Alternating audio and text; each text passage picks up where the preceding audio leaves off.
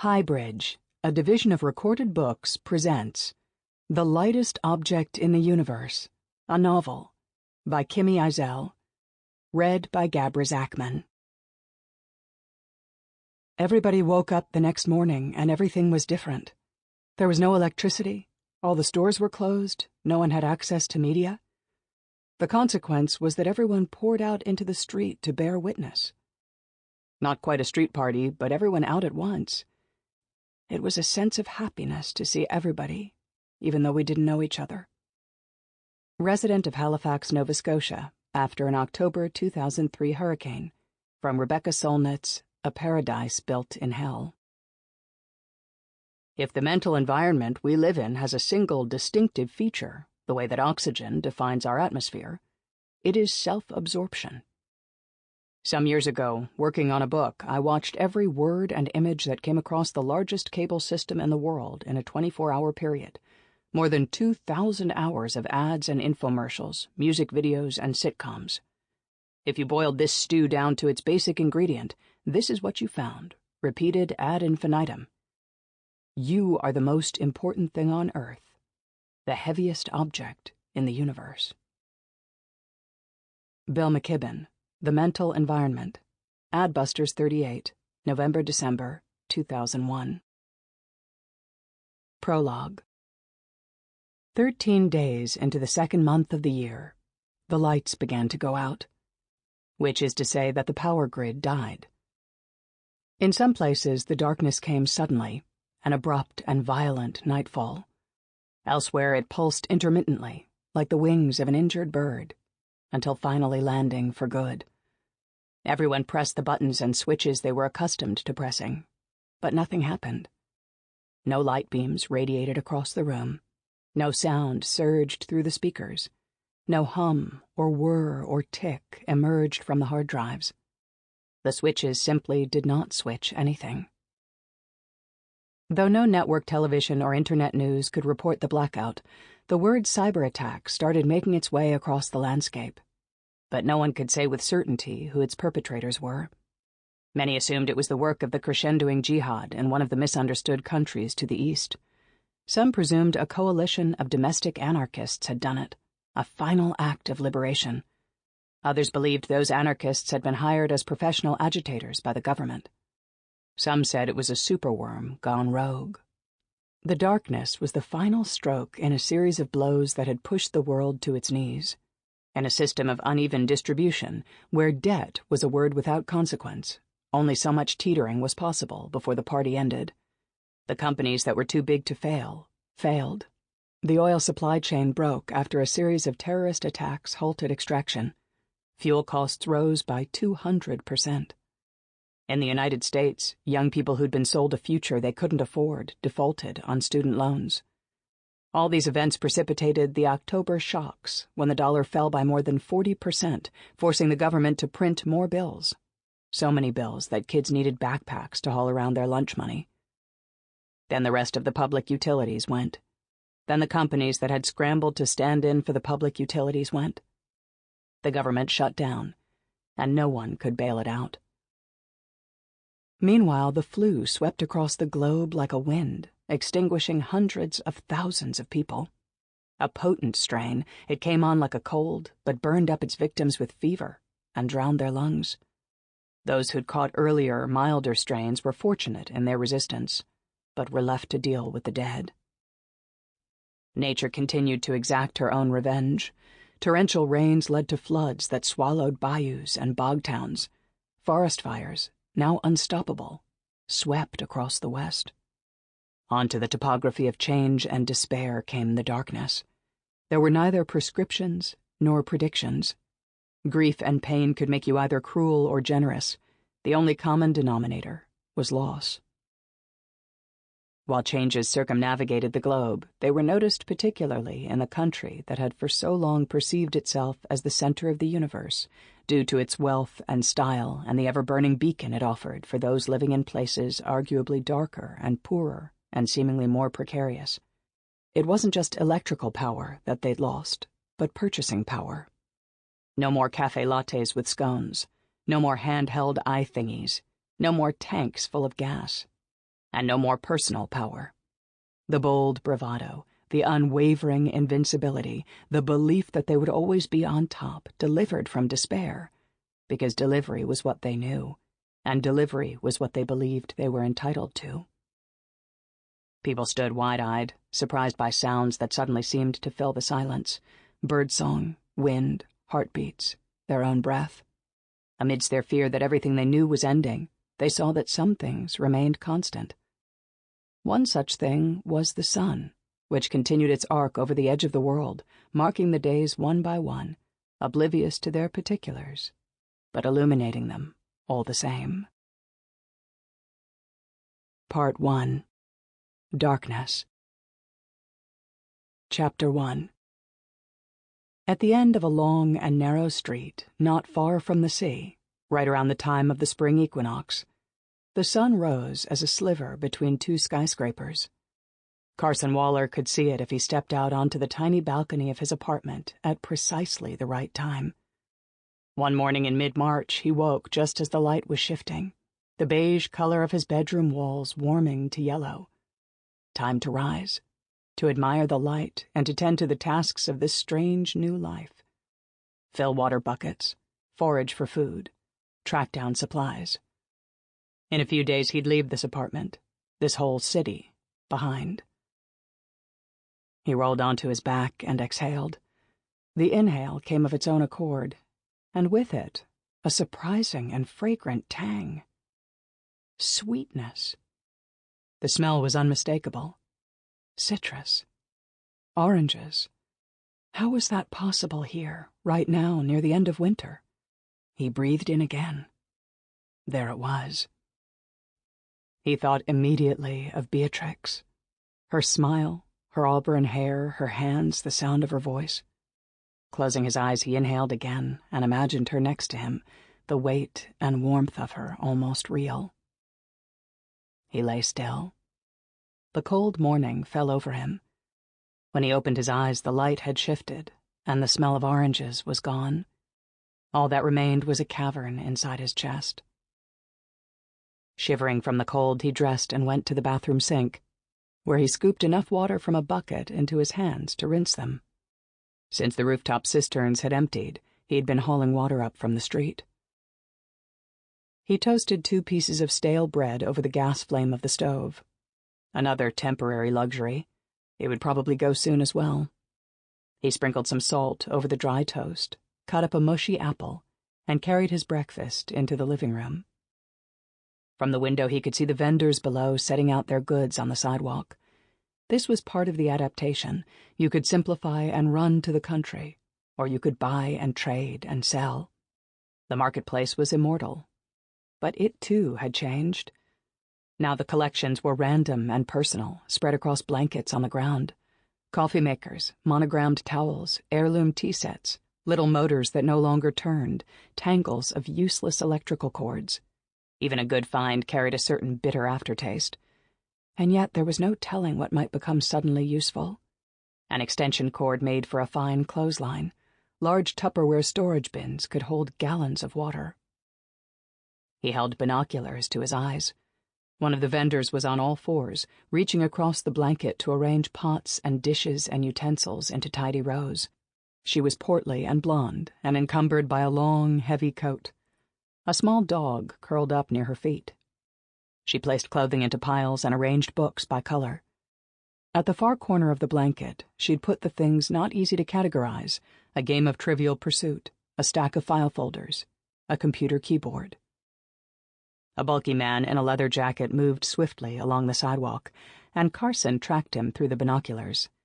It was Io, one of his building's doormen, before the layoffs 6 months ago. Io, a Nigerian, had immigrated to the States with his wife nearly a decade ago. He was an educated man, once a student activist. "It is not always a good idea to advertise one's political ideas, but sometimes it is necessary," he once said. Carson had crossed paths with Io a few weeks ago on the street, the first time he'd seen him since the layoffs.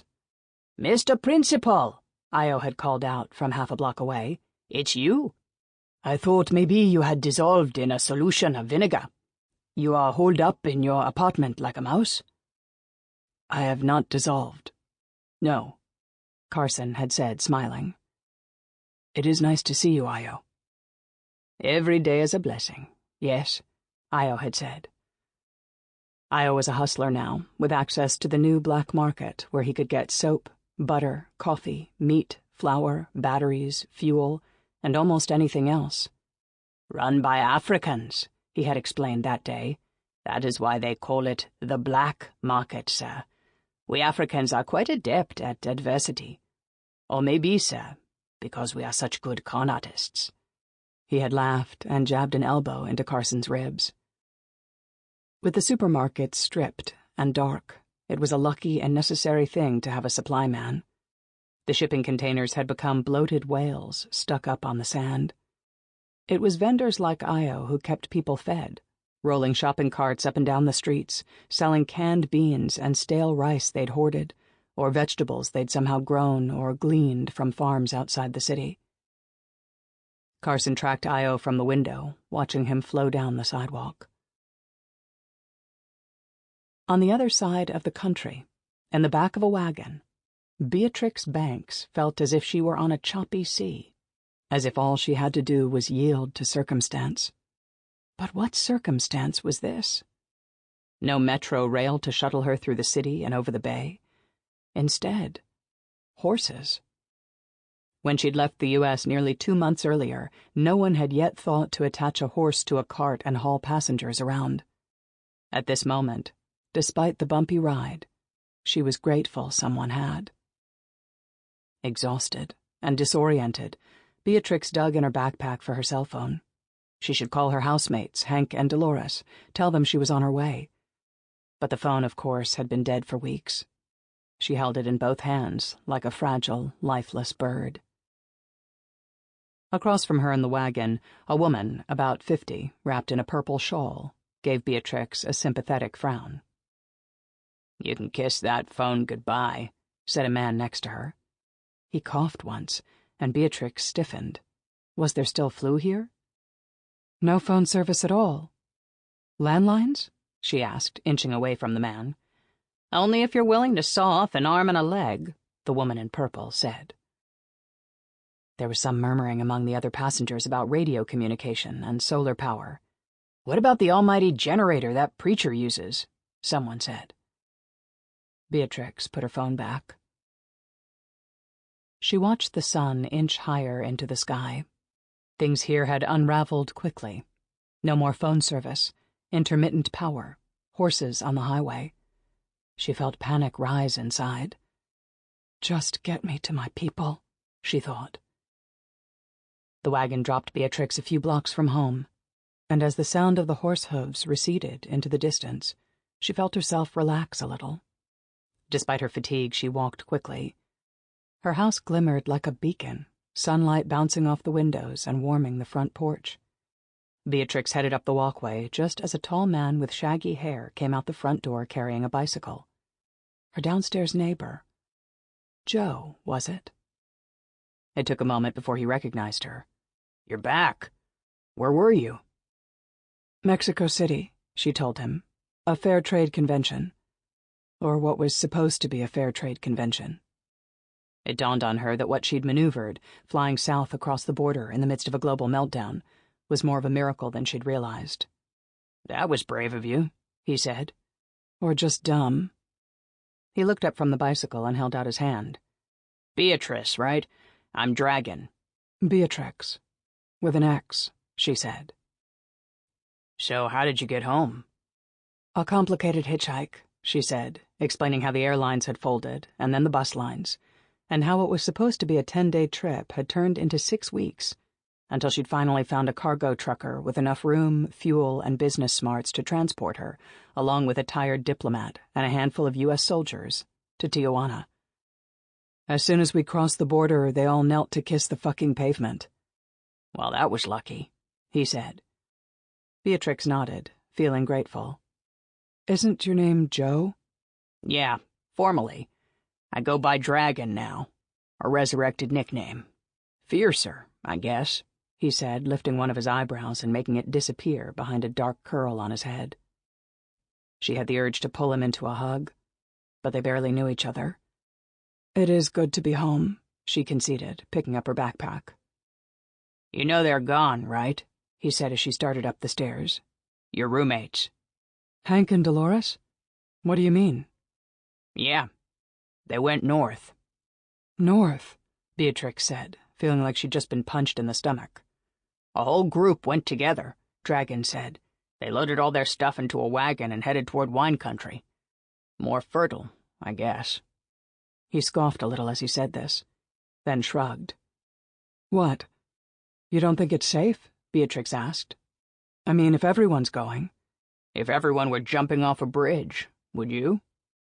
"So you don't think it's a good idea to go north?" "I just told you what I thought," he said, and turned back to his bicycle. Beatrix went upstairs, the punch to her stomach now a grip in her chest. Maybe everything had been a bad idea, the going away and the coming home. All of it. Everyone had advised against the trip in the first place, but the convention had been the perfect opportunity to strengthen the chocolate market in Ecuador, which she'd been working on for the last 3 years, a time for coalition building with cooperatives in Mexico and Central America. She hadn't even considered that the other 20 delegates might not be able to get there. She'd felt a clinging obligation to keep up the fight, even though clearly the fight for fair trade had dramatically shifted by then, if not altogether dissolved. The walls Beatrix and her colleagues had worked so desperately for years to tear down had toppled under their own weight.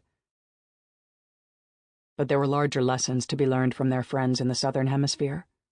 They knew what it was like when the cost of milk and corn and movies and everything else skyrocketed, when all the gold flew out of the country and into a secure Swiss bank, when you had to live off very little.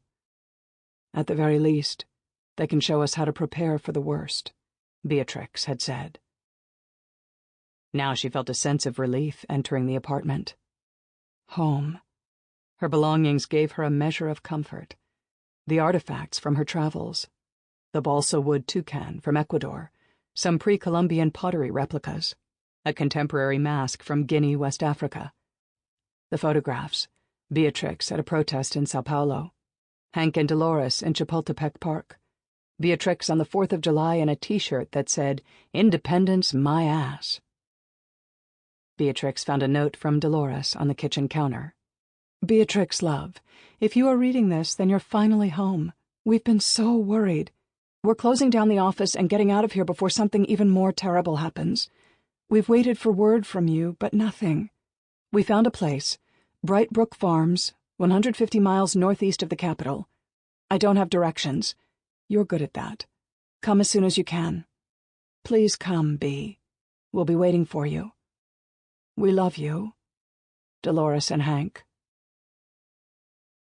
Beatrix had met Hank in a college course on modern Latin American history. Beatrix and Hank had believed that the world, particularly America, needed a new revolution, something to cauterize consumer greed, expose the true cost of goods, even out global trade imbalances. After class, at a bar, they had planned their first action, a zombie parade. "But there already is a zombie parade," Beatrix had said, remembering the red paint smeared across mouths and hands, the stiff-legged walk, the raggedy clothes she'd seen the previous Halloween. "This is different. These will be zombie shoppers, zombie consumers, zombie numbheads," Hank said, "just in time for the Christmas season. We'll get a bunch of TVs and line them up all along the campus mall. Then we'll sit there and stare at them, just like real people do."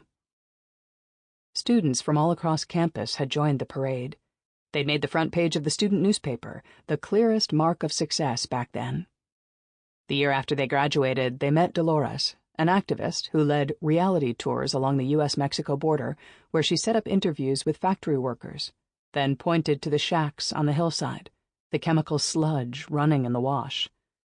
"Free trade hasn't meant frijoles in these parts," she'd said. In Dolores, Beatrix had found a friend, and Hank had found a lover, and the three of them had taken on the world. Now Beatrix stood alone in the middle of their apartment, her heart beating too fast. She read the note 3 more times before dropping it on the counter. What the fuck, people? They'd abandoned her for some hippie farm? She wished she'd never come back. Trembling, she opened the fridge, and a warm and horrific odor wafted out. Nothing was salvageable. In the pantry, she found 2 cans of beans, a half-emptied bag of rice, a jar of lentils, and, thank the Lord, a healthy stash of yerba mate, her favorite morning beverage, courtesy of some Argentine friends. She tried the stove, but there was no hiss of gas.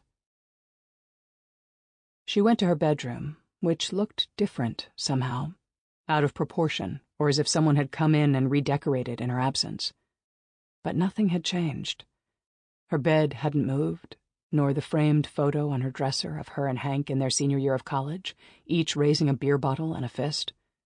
The desk was in the corner, her laptop where she'd left it. Her heart jumped. There must be email from Carson. They'd been calling and texting and emailing for nearly a year. She ached to hear from him. When his school had closed after the government shutdown, he'd written, "I'm concerned for King High. For all the schools, actually. Mostly for the students. I feel like Victor Hara, with his broken hands." Yes, Beatrix had thought. Like Victor Hara. In the last email, Carson had said, "If for some reason everything implodes and the shit really hits the fan and we can no longer send words or speak to each other, I'll come find you." Had he meant it? She opened the laptop. Its dead gray screen stared back at her. From the closet, Carson unearthed his old camping gear, pleased with himself for having kept it all these years. He packed sleeping gear in the backpack, a few items of clothing, a tent, a water filter, a small axe, a cookpot, matches. In the top pouch, he put a pocket knife, 3 notebooks, a bundle of pencils, and the field guide to the edible plants of North America. A few more things from Io, and he'd be ready. Carson thought about the word ready, and how far from it he felt, even with a small axe in his pack. Nothing was predictable. Who could ever be ready? And ready for what? He thought about how it might be explained one day. He thought of the corn cobs in Chaco Canyon, the purple robes of the Phoenicians, the Egyptian tombs, the Mayan pyramids, the Moai of Easter Island, Athens and Rome and Pompeii, the Reichstag, Britain and Spain, potsherds and buried churches, catacombs and notched bones. Here, too, there would be a history to interpret, an arc of demise to be charted. He had begun to record his observations. Buckets of water on the roof, peddlers with megaphones in the streets, candlelight. The city returns to its origins. MacGyverize. To fix a thing with whatever you have after that late 80s television show. What happens when the last of the canned beans is eaten? He did not know if the notes would amount to anything. Maybe decades in the future they'd find his words, and history teachers would assign it as reading to their students. During Carson's early teaching years, his students had flashed gang signs and symbols at one another, instantly reinterpreting the histories he taught them. At 25, residually adolescent himself, he studied their codes. He was hungry to learn, and they offered him plenty. Later, as principal, he tried to impart this kind of curiosity to other teachers. So many of them just hauled around a textbook, regurgitated the same lessons year after year, presented themselves as the exclusive holders of knowledge. No wonder so many kids didn't give a shit. His final moments at King High School haunted him. The afternoon light angling through the windows of the West Wing classrooms, the empty hallways, the flutter of discarded papers across the floor. In a perfect world, the public schools would have been the priority, Carson believed, not the sacrificial lambs. Closing them hadn't done a thing to save government expenditures. And what did any of it matter? 3 months later, they'd been plunged into darkness. Ever since then, protesters had gathered at the city water plant and the phone companies, outraged about the lack of access, the deadness of the internet and cell phones. Just the other day, a teenager had hurled a concrete block and hit a fellow protester. Someone threw a rock back in retaliation, and the protest turned on itself. 6 people were killed, 30 or more injured. People seemed unwilling to accept that the companies had gone belly up and that the executives had fled.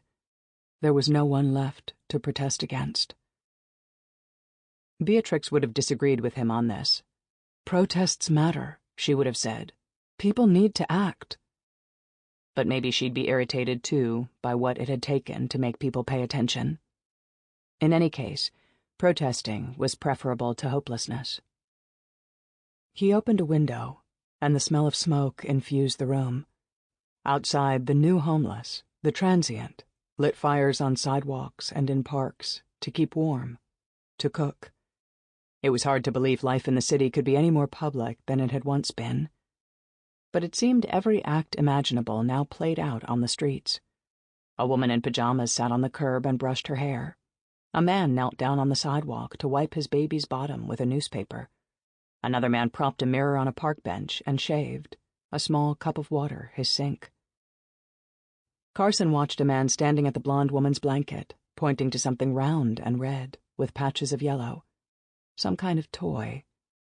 Maybe a gift for a child? The woman held it up like a question, but the man shook his head and moved on. The woman tucked the object under her elbow and watched the man walk away. Carson could not see her face, but from the way she held her body up, he could read this woman's sorrow. Her grief reached 13 stories up. Beatrix turned on the bathroom faucet, and a trickle of rust-red water sputtered into the sink. Unmoved, she splashed some of it onto her face, then tried the bathtub faucet. More sputtering. Not wanting to waste one drop, she plugged the drain and let the tap run. She rushed to the kitchen and put a pot in the sink to catch more there. Was this really happening? Of course she knew this dance well from Ecuador, where water would come and go all the time. But here? Anxious, she made her way downstairs. Maybe Dragon would know more. She found his door open and him sitting on the floor cross-legged, eyes closed. How was it possible that he could be so calm? "It's okay," he said, obviously sensing her there. He pressed his palms together, bowed forward, and opened his eyes. "I'm done." She looked around his apartment, mostly empty but for an upended bicycle in the middle of the floor and tools scattered around it. More bicycles leaned against the far wall. "You fix bikes?" she asked. "Make 'em, fix 'em, sell 'em." "Good skill to have at the end of the world," she said. "While the rubber lasts, at least." Beatrix asked about the water, and he told her about the water trucks. "We're lucky. Some of them don't cross the bay because of thugs. There are buckets and jugs under the stairs, but if you come across any more, nab them." Beatrix nodded. She'd taken her share of bucket baths. "Oh, we've rigged up a solar shower in the backyard, which you're welcome to use if you help haul water." "Thanks. I was also wondering about the flu," Beatrix said, nervous about his response. "Hasn't been any since the first spell, but you never know." "No, you don't." She pulled Dolores's note out of her pocket. "Bright Brook Farms. Does that ring a bell?" Dragon held one edge of the paper, his hands black with bike grease. "Nope, but 150 miles is really far." Voices came from the front hallway. An older woman wearing a cardigan and sneakers appeared, followed by a teenaged girl in a short denim skirt. "Maria del Carmen and Rosie, grandmother and granddaughter," Dragon said quietly. "They live there." He pointed to the door across the hall. Beatrix remembered that a hefty man who always wore too tight suits had lived there. Did he still? The girl stopped in the doorway. "Hi," she said. A fleet of brass bracelets around her arm jingled as she placed her hand on her hip. She looked about 17. Behind her in the hallway, the grandmother called, "Rosie, come help me." The girl turned, and they disappeared inside. "Maria del Carmen cleaned for the guy who lived there," Dragon explained. "He left right before your friends did. She and Rosie were living in their car, so I told them they could stay there." "That was nice of you," Beatrix said. "My dad owns this place, but I haven't heard from him in a long time. No big loss. My friend flashed." Sample complete. Ready to continue?